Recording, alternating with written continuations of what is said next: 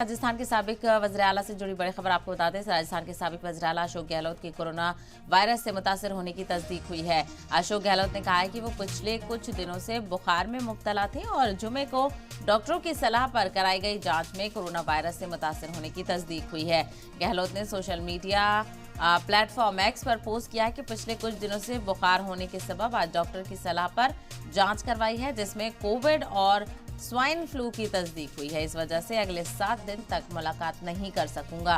उन्होंने आगे कहा कि इस बदलते मौसम में आप सब भी अपनी सेहत का ध्यान रखें। तो कोरोना पॉजिटिव होने की तस्दीक हुई है। राजस्थान के साबिक CM Ashok Gehlot corona positive हुए हैं और इसके अलावा स्वाइन फ्लू भी उन्हें हुआ है। तो एक तरफ कोरोना पॉजिटिव तो दूसरी तरफ स्वाइन फ्लू की तस्दीक भी यहाँ पर हुई है। उनकी तरफ से जानकारी दी गई कि कुछ दिनों से बुखार हो रहा था, बीमार चल रहा था और डॉक्टर की सलाह पर जब जांच कराई तो कोविड और स्वाइन फ्लू की तस्दीक हुई है। तो वहीं 7 दिन तक आइसोलेट रहेंगे और ये भी कहा कि 7 दिन तक किसी से मुलाकात नहीं कर सकूंगा।